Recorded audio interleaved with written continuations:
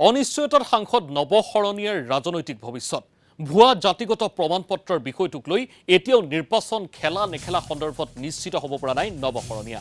ৰাজ্যিক পৰ্যায়ৰ জাতিগত প্ৰমাণপত্ৰ নিৰীক্ষণ সমিতিয়ে নৱশৰণীয়াৰ অনুসূচিত জনজাতিৰ প্ৰমাণপত্ৰ নাকচ কৰিছিল। ইয়াৰ পিছতেই কোকৰাঝাৰৰ পৰা নিৰ্বাচন খেলাটো এক প্ৰকাৰ অনিশ্চিত হৈ পৰিছিল নৱশৰণীয়াৰ বাবে। নিৰ্বাচনৰ প্ৰাকক্ষণত নৱশৰণীয়াই ৰাজ্যিক পৰ্যায়ৰ নিৰীক্ষণ সমিতিৰ সিদ্ধান্তৰ বিৰুদ্ধে গুৱাহাটী উচ্চ ন্যায়ালয়ৰ দ্বাৰস্থ হয়। বুধবাৰে গুৱাহাটী উচ্চ ন্যায়ালয়ে এই সন্দৰ্ভত কোনো স্থগিতাদেশ জাৰি নকৰিলে।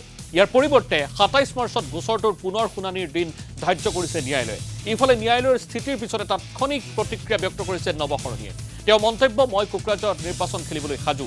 গুৱাহাটী উচ্চ ন্যায়ালয়ে সঠিক ৰায়দান প্ৰদান কৰিব বুলি মন্তব্য কৰিলে সাংসদগৰাকীয়ে। কাৰণত তেওঁলোকে ইফাল সিফাল কৰিলেও তাৰ বিকল্প নিশ্চয় ৰাস্তাবিলাক আছে আৰু এটা কথা আমি নিশ্চিত কৰিছোঁ যে নৱশৰণে তাত ইলেকশ্যন খেলিব। আৰু আজিৰ যিটো পৰিস্থিতি হৈছে ইতিমধ্যে ফেভাৰত বা এটা পৰিৱেশ এটা আৰম্ভ হৈ গৈছে। গতিকে যিমানে যি চেষ্টা নকৰে কেলেই এটা কথা নিশ্চিত, কোকৰাঝাৰ সমষ্টিত লোকসভা সমষ্টিত আমি ইলেকশ্যন খেলিম।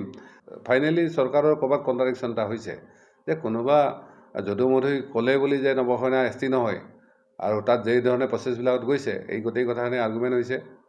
যিহেতু বিষয়টো আদালতত আছে, গতিকে এই বিষয়ত মই বেছি কথা ক'ব খোজা নাই। আমি ৰায়টো অহাৰ পিছতে আমাৰ নিশ্চয় বাকী বিতং প্ৰতিক্ৰিয়াখিনি আমি জনাম।